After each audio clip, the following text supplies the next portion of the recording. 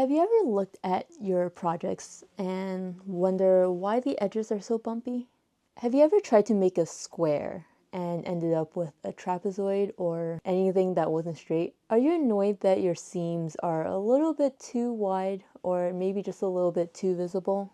Have you ever made an amigurumi and your stitches are just a little bit too wide where your stuffing is showing?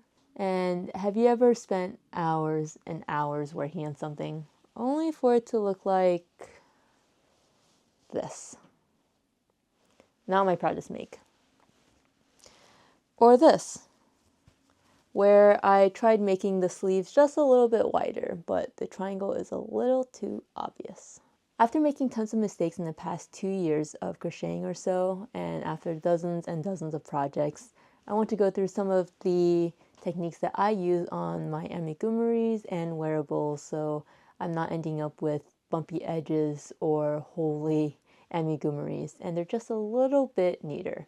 I'm going to start off with the wearables, but if you're interested in the amigurumis only, go to this timestamp here. So first off, and this might be pretty obvious, but choose the correct yarn for your project. If you're making a wearable, something to consider is if you're wearing it in the winter or summer.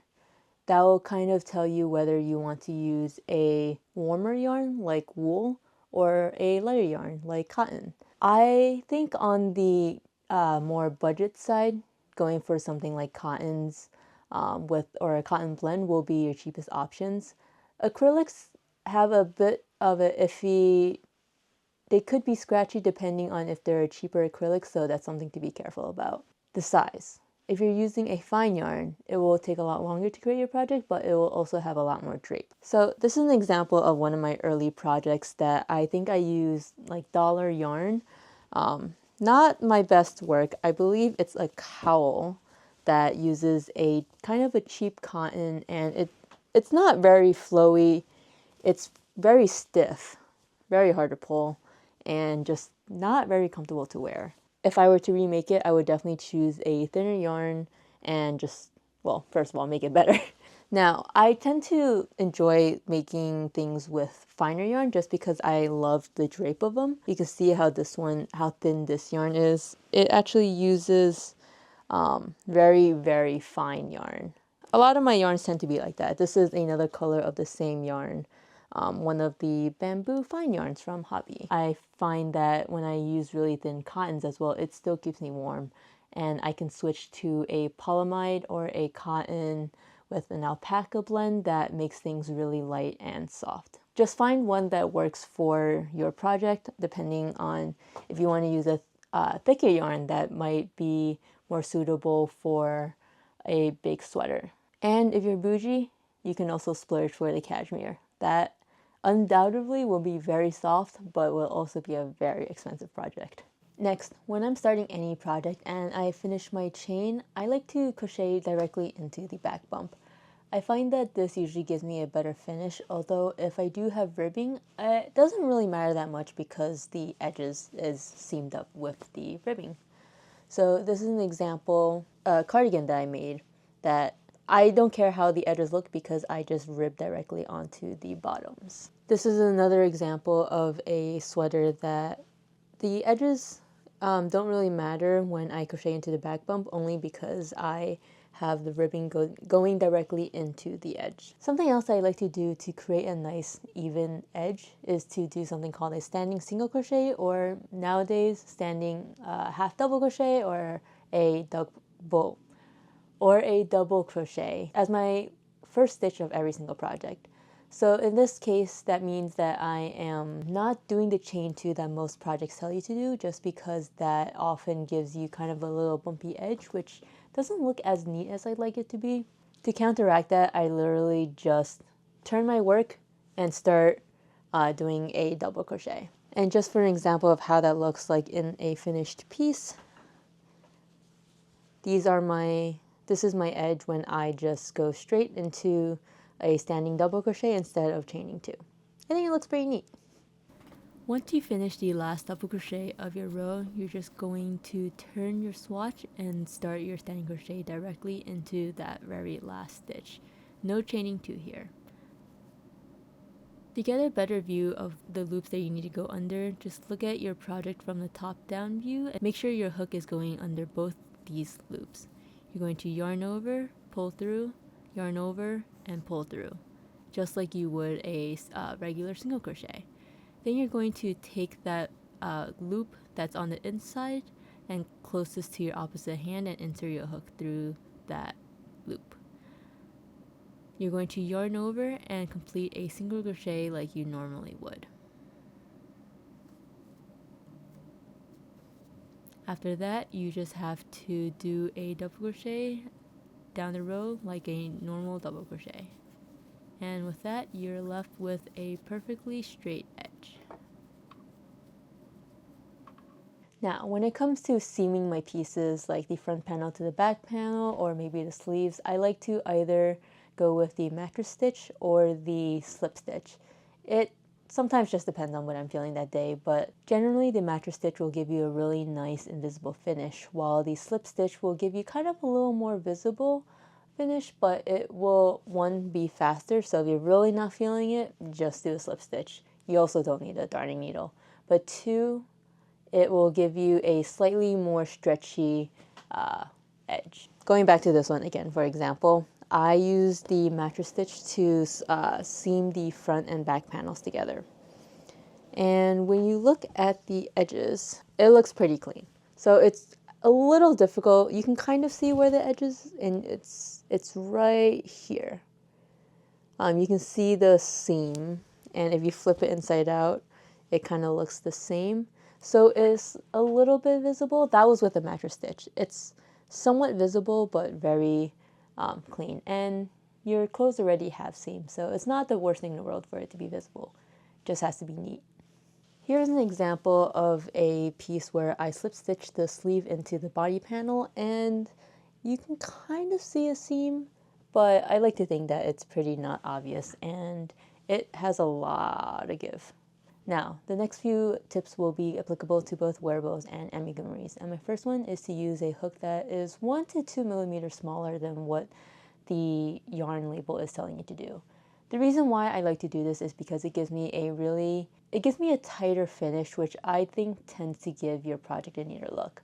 Something that's a little too large can be more, I wouldn't say worse looking, but it gives me less control in terms of how the project turns out in the end, because it might have more holes. Now that might be something that you're aiming for, so something that might be mesh. You can use a really large hook just because it will give you the holes and the airiness you might be looking for something like if you're using mohair yarn. Oftentimes you want something that's really light and airy. For example, this is a panel, I believe it's the front panel or back panel. I seamed the edges together. This is a whip that's been in the bin for a year now. But I used I believe a 8 millimeter hook for a yarn that probably called for something like a 6 millimeter hook. And by doing so, I have something that's very light and airy, and you can kind of see the holes if you look closely enough. So it really depends on your goal, but on the day-to-day, for the most part, I like using a smaller hook because it gives me a nice tight finish. Now, this one you've probably heard before, and it's to use a stitch marker at the beginning and end of your rows, or in the case of amigurumis, the first stitch of your round. The reason why you do this is so you can avoid having to really count your rows. Let's say you have a chain of 50. If you use stitch markers at the beginning and end of every single row, you can really mindlessly just keep going down the row. I have more often than not told myself, it'll be fine. I'll be able to look at the ends and I won't have to, I'll be able to find the ends, no problem. And I eat my words every time, and I end up with my projects going, wee. So let that be a lesson in giving yourself the ability to be lazy, because you do not have to count or think about your stitches. And if you don't have a stitch marker like this, you can use any clip that you have in your surroundings. So something that I have in my arsenal are these little clips. These are just safety pins. I also got this little hook from a concert, and now I sometimes use this to stitch mark any of my projects. The last tip I have for both amigurumis and wearables is mostly for the color changes. For wearables, for the most part, I like to use a yarn that self-changes color, so like an ombre or variegated yarn. But when it comes to amigurumis, there are quite a lot of color changes when you want to make something slightly more complex. So for something like this, these kind of color changes, I would say they're pretty neat. And there are techniques out there, I won't show it in today's video, but there are techniques out there that let you change colors pretty seamlessly. Learning how to do neater color changes will definitely allow you to expand how many types of amigurumis and wearables that you can make. Just as an example of a plushie that I've made in the past I don't love my color changes is this one, where it's a little more obvious because of the slant, and this is something that I would probably have to go through with a purple or pink yarn just to cover up the middle, so it's a little more seamless.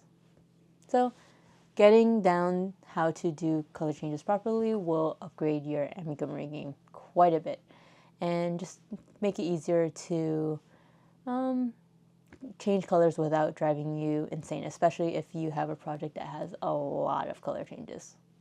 Now, a tip that I learned months ago when I was making amigurumis was using sewing thread to give your amigurumis more shape. So by pulling your eyes in or your nose out a little bit, it gives your plushies a lot more dimension. So something similar to how your eyes aren't just, flat pieces. You can see how I use the sewing thread to pull the eyes in very, very deliberately, so it gives the impression of eye sockets. And doing this just gives your amigurumi so much more depth. Another thing that I started doing a couple of months ago to give myself a little bit of space was starting out my magic rings a little looser than you might normally. So when you start out a magic ring, a lot of people have issues where, especially with chenille yarn, their yarn breaks or it sheds and it doesn't pull. What I do to avoid this is just doing really loose single crochets. So a lot of times a pattern will tell you to put 6 single crochets into your magic ring. I like to keep a really loose tension with this, and this lets me just pull my magic ring really easily without it catching on anything. And this works 9 out of 10 times. And the times that it doesn't work, I cut my yarn and I try again. And then I can continue on to the plushie. I believe this one was the same way, and you can see at the tail there is absolutely no hole. My next tip is to be really careful with stuffing. I know that this can be a little obvious. You don't want something that's a little overstuffed or something that's so understuffed that it's basically a rag doll, but something that I learned over the years of making amigurumis was that using little bits of cotton and putting that into your plushies little bit by little bit, it will control the shape of your amigurumis. So for something like this, it's not overstuffed. I would say it's actually just on the verge of being understuffed. It has a nice squishiness. And that's by putting little bits of yarn. It's by putting a little bit of cotton, sometimes a little bit of yarn, as the stuffing. And one trick that I like to do is, a lot of people use the thumb trick to determine the doneness of their steak. And I think just by pressing your pad of thumb right here, this is the kind of give, so to speak, that you want your plushie to have. This would, even already by putting your thumb to your index finger, your padding is a little bit firm, and this would indicate that your plushie is a little bit overstuffed. So your goal is to go for this pad right here. Now, something else I like to do when I'm sewing on body pieces or ears or hair onto any amigurumi is to use a thread that's a similar color to either the body part or the main body.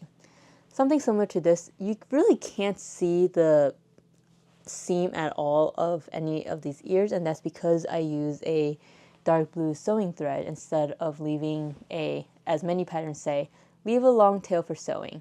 And I prefer to just use a sewing thread or a fine sport weight yarn that I can secure onto the piece, and it gives a really, really neat and tight finish that you can barely see. Something else that if I'm feeling lazy, I will just use felt glue.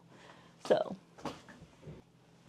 this was a doll I made way back when, and this hair is all glue. So it gives me some wiggle room to just leave these free-flowing, but you can see that this glue is really, really sturdy, and I am actually pulling. It's a really easy application and really beats having to sew an entire head of hair onto your doll. This is the glue that I used. It is a Gorilla fabric glue. Glue is a really easy trick for sewing when you really don't feel like sewing, but I would be careful of using it on chenille yarn of more smaller pieces, just because a thin lining of it might not do the trick and might come apart if you're washing. This one I have glued every single strand of hair down, and this is the second layer. There's actually 2 layers of hair that are glued down onto the head, so be careful of that with chenille yarn. And my final tip, and this is something that I only learned after a couple months of crocheting amigurumis, is to yarn under instead of yarning over. Now the reason why I like to do this and why many other crochet artists like to do this is because it gives your project a nice, neat finish. This is especially important for more delicate dolls like the one that I just had, because it prevents holes from appearing in your amigurumi. Yarning over can give your stitches just a little bit too many opportunities to have a hole, and your cotton will be showing. But by yarning under, it will be a lot easier just by the nature of how the hook catches the yarn. It will give your amigurumi a much neater finish. So combining that technique with a smaller hook will definitely prevent any holes or gaps in your amigurumi if that's something that you're really struggling with. That's all the tips and tricks that I have for now, but if I think of any more, I will make a part 2. For the time being, if there are any tips or techniques that you do with your projects to have a really neat finish, let me know in the comments. I'd love to hear them and incorporate them into my own projects. But for the time being, happy crocheting.